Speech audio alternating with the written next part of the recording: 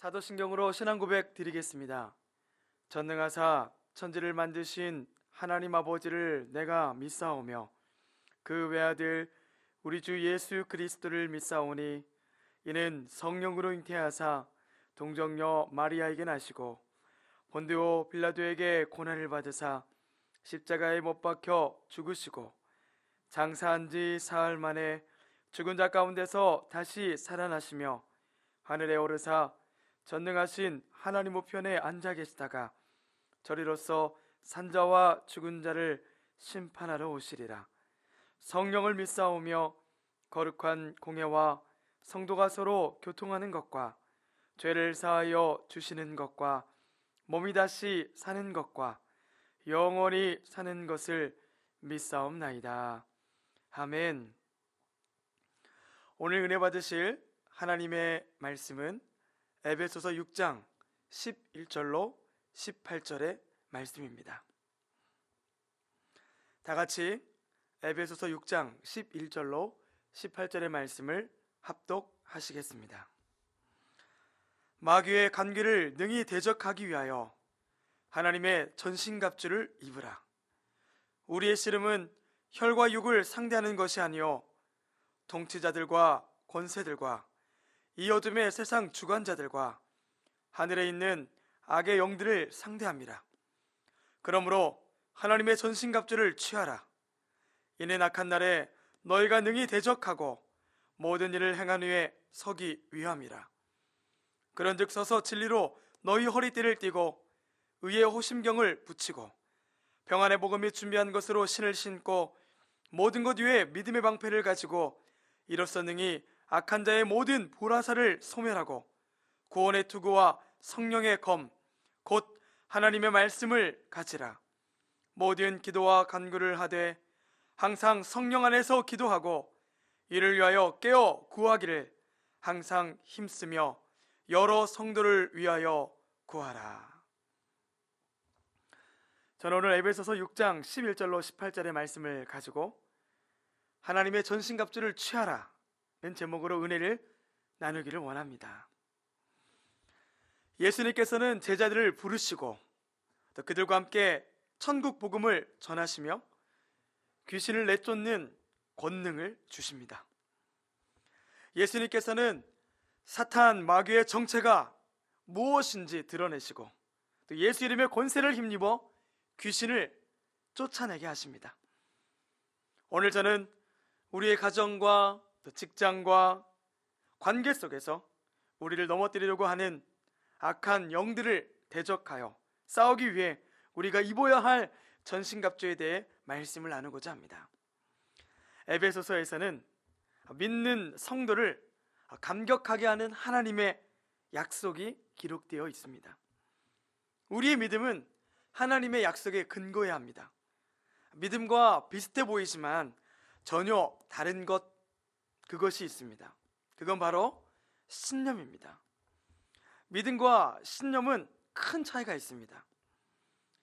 믿음과 신념의 큰 차이는 바로 약속이 있느냐 약속이 없느냐입니다.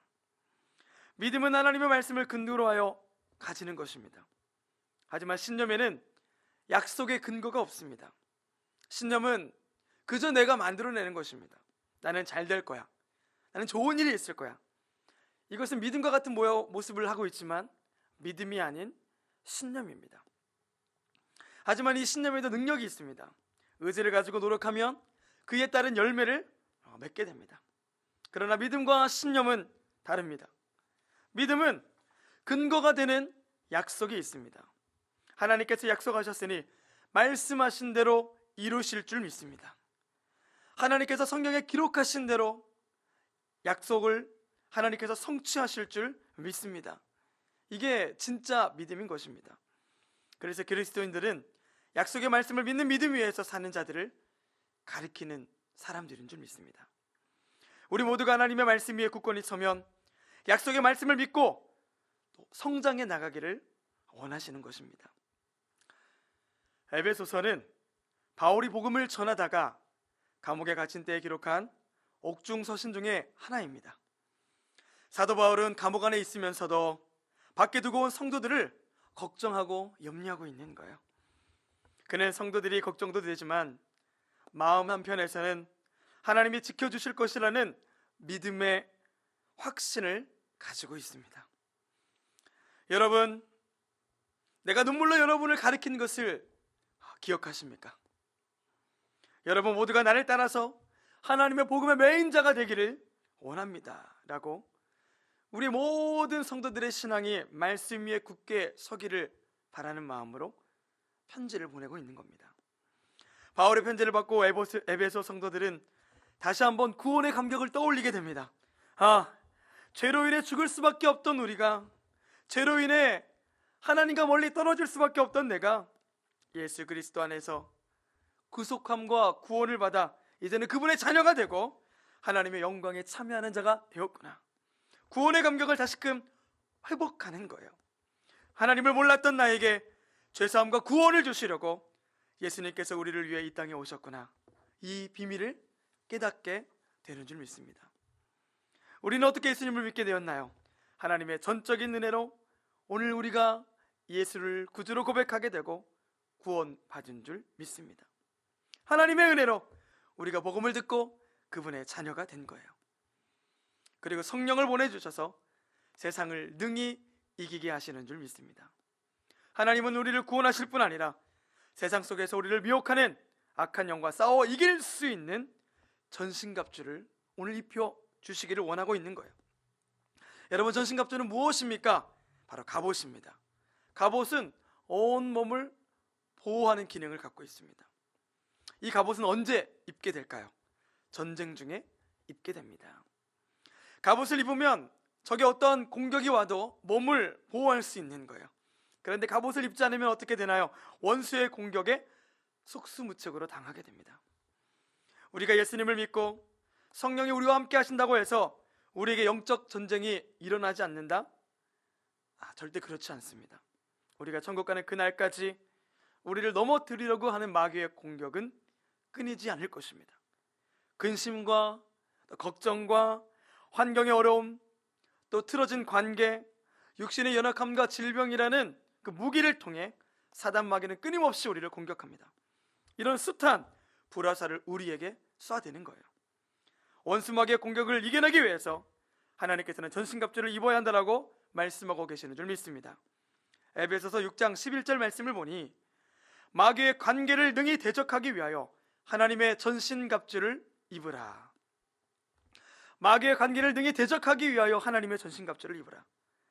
여러분, 관계는 빈틈에 창을 꼽는다라는 뜻을 가지고 있습니다. 결국 사단이 우리를 유혹하는 것을 의미합니다. 우리를 넘어뜨리려고 사탄의 유혹과 공격으로부터 이겨내기 위해서 우리는 반드시 전신갑주를 입어야 한다라고 말씀하고 계신 것입니다.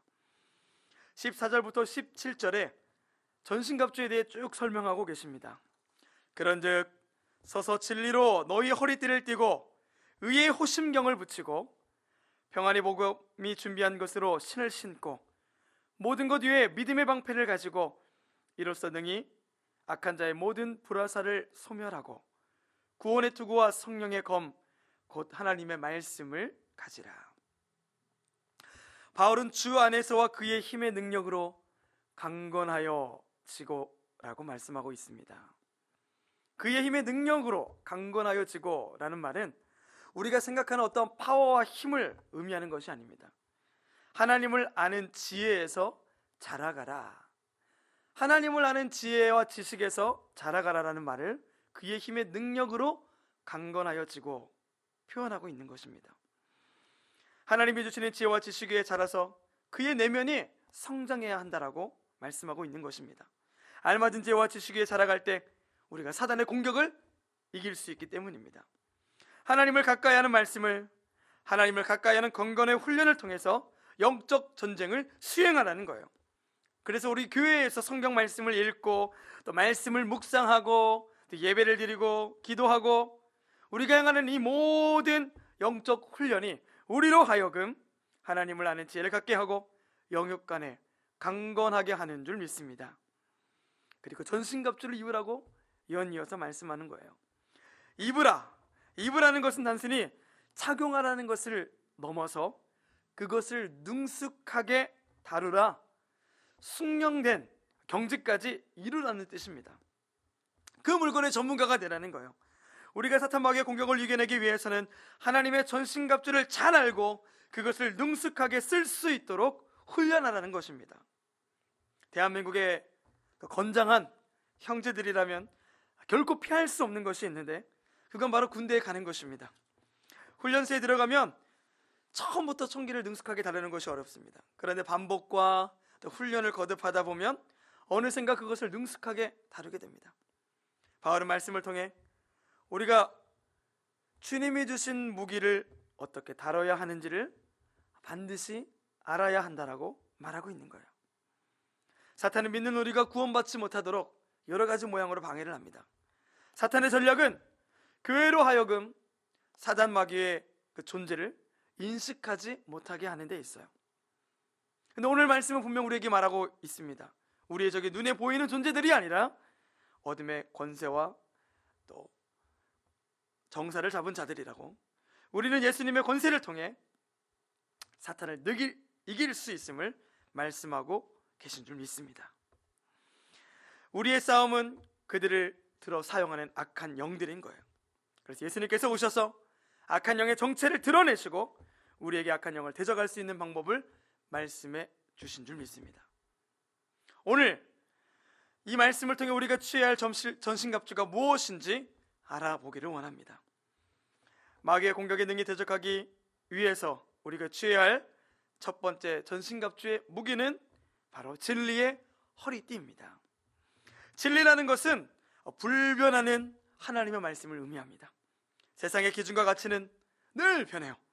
우리가 유행이라고 말하는 세상의 문화는 그 변화의 속도가 너무나도 빠릅니다. 저번 달에 유행했던 게 이번 달에는 너무나 식상해지는 것들을 우리는 쉽게 볼 수 있습니다. 그러나 하나님의 말씀은 시대가 또 세대가 변해도 변치 않습니다.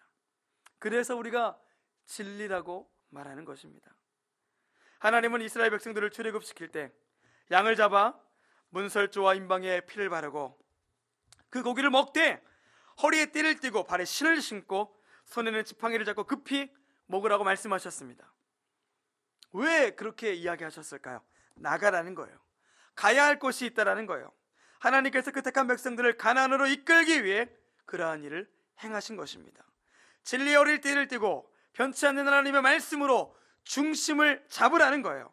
세상의 유행과 가치를 따라 살아가는 삶이 아니라 변치 않는 하나님의 말씀으로 삶의 중심을 잡고 살아가는 저와 여러분이 되기를 예수님의 이름으로 소망합니다.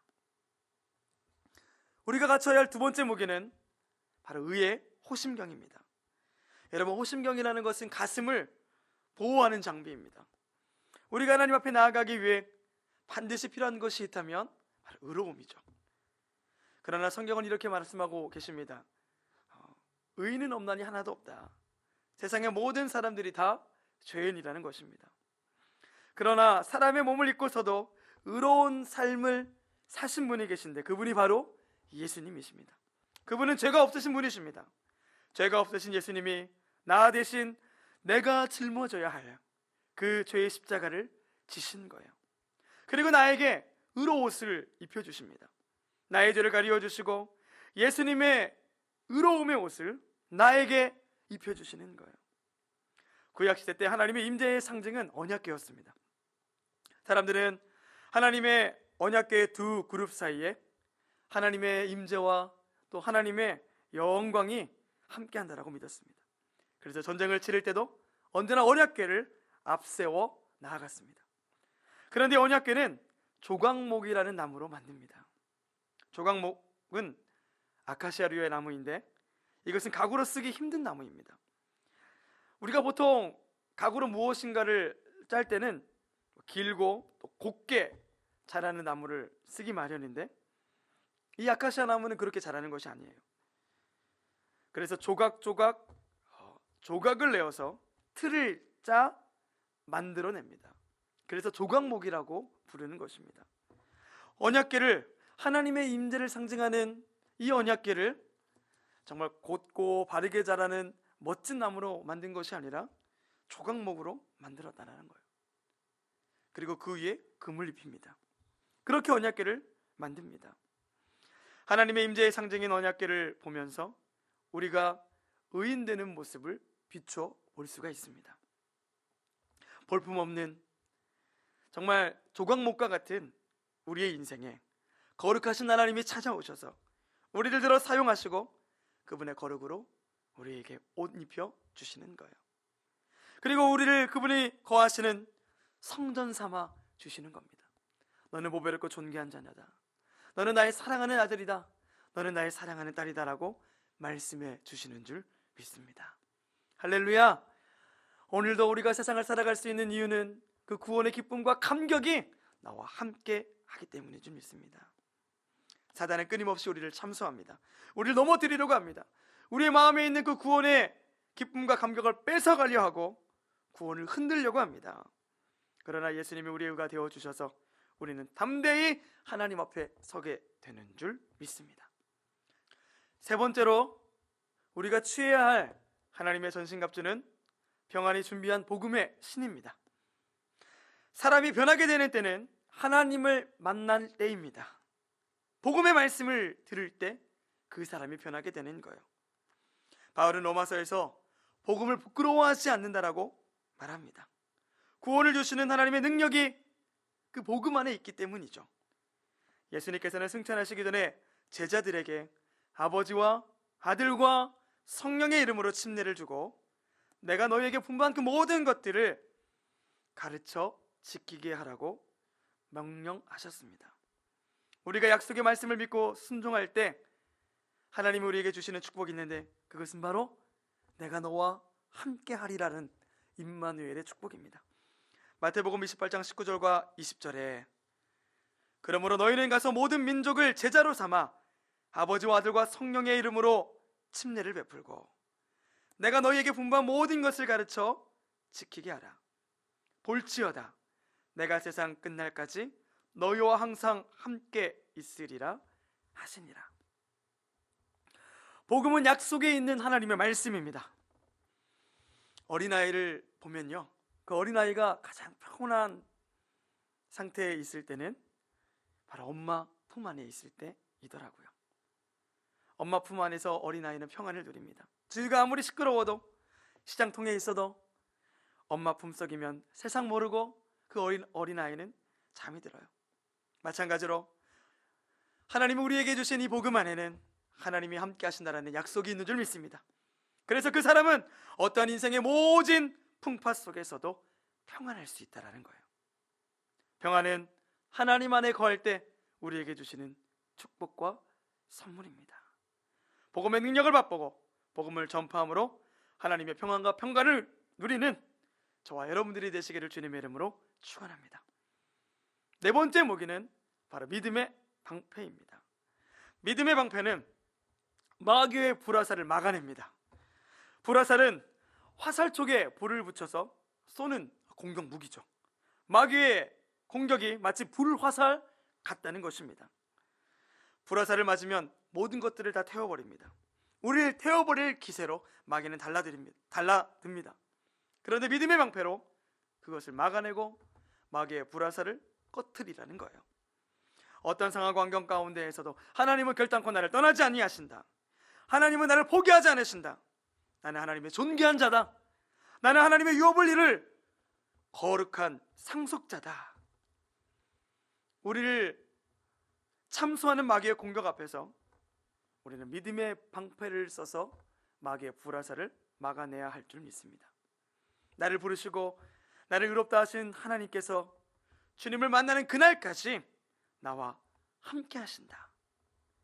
이 약속의 말씀이 우리로 하여금 믿음을 갖게 합니다. 그런 말씀 위에서는 믿음을 소유하는 저와 여러분이 되기를 바랍니다. 마지막으로 우리가 취할 전신갑주는 바로 하나님의 말씀의 검입니다. 허리띠, 호심경, 또 신발과 방패, 이런 것들은 어떤 공격을 막기 위한 호신용입니다.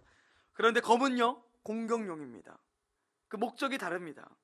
영적 전쟁을 수행할 때 우리가 악한 영들에게 대적할 수 있는 공격 무기가 바로 말씀이라는 것입니다. 예수님께서 광야에서 시험을 받으실 때에 사단의 유혹과 그 공격을 하나님의 말씀으로 물리치십니다.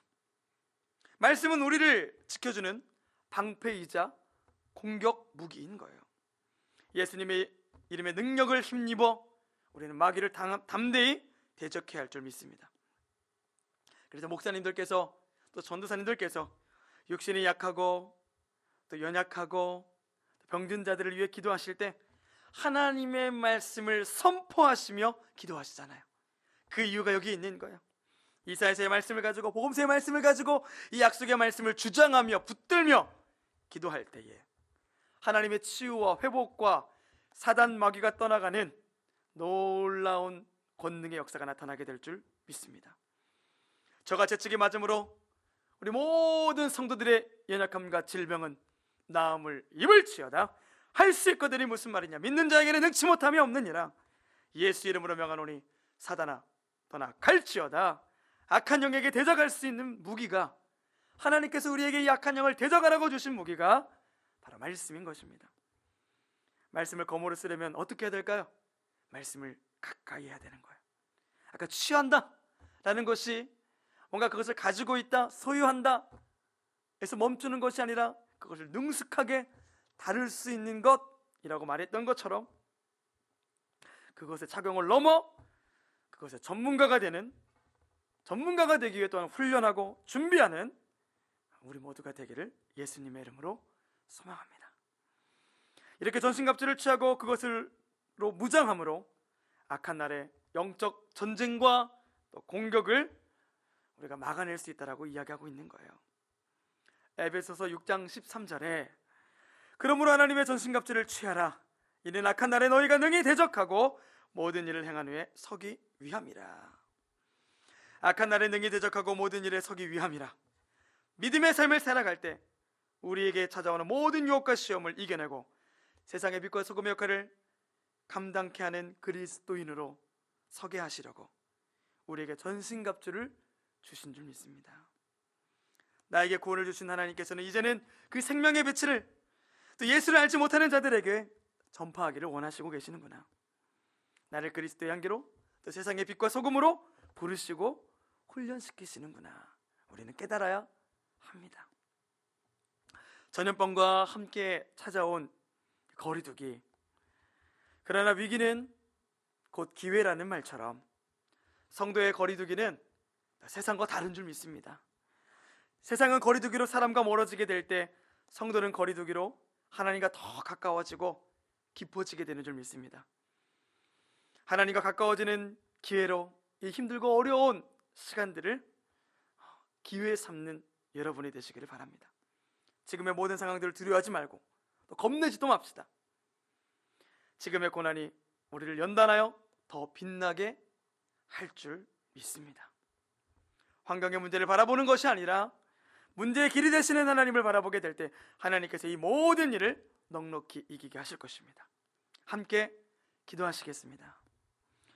거룩하신 하나님, 오늘 약한 날에 우리로 하여금 승리의 삶을 살게 하시려 하나님의 전신갑주를 입혀주시니 감사합니다. 약속하신 말씀을 굳게 부여잡고 하나님의 전신갑주를 능숙하게 다룰 줄 아는 하나님의 군사가 되게 하여 주시옵소서.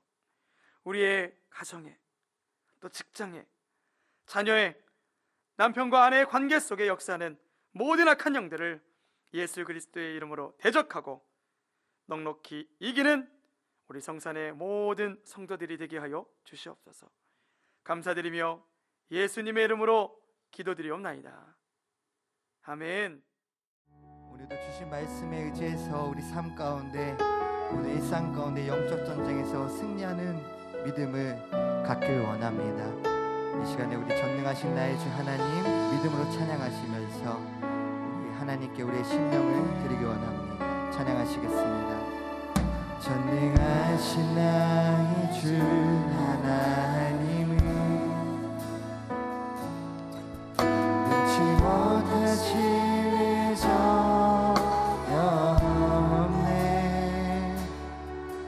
우리의 모든 간구도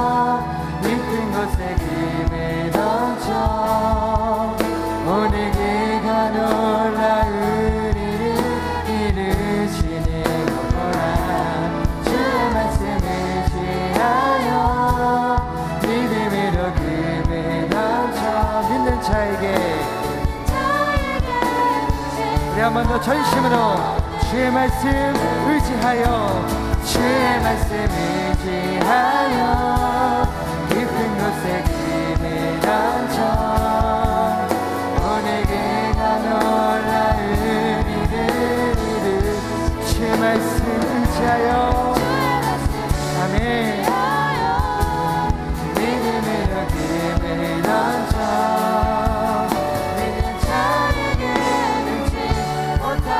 하나님을 찬양합니다. 할렐루야. 네, 그렇습니다. 우리의 삶에 전능하신 하나님을 찬양합니다. 우리의 삶의 모든 일상 가운데 전능하신 하나님을 바라며 나아갑니다. 신실하신 하나님을 바라며 나아갑니다. 할렐루야. 우리의 찬양을 받으시고 우리의 골반 기도 가운데 역사하여 주시옵소서. 한 번 더 전심으로 찬양합니다. 주의 말씀 의지하여 주의 말씀 의지하여 깊은 곳에 힘을 얹어 오늘 그가 놀라운 일을 이루시는구나. 주의 말씀 의지하여 믿음으로 힘을 믿는 자에게 두 손을 높이 들고 마지막으로 선포합니다. 주의 말씀이지. 할렐루야.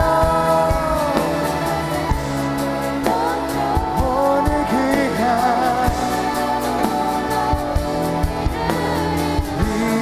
이루시는구나. 주의 말씀이지 하여 믿음으로 힘을 얹어 믿는 자에게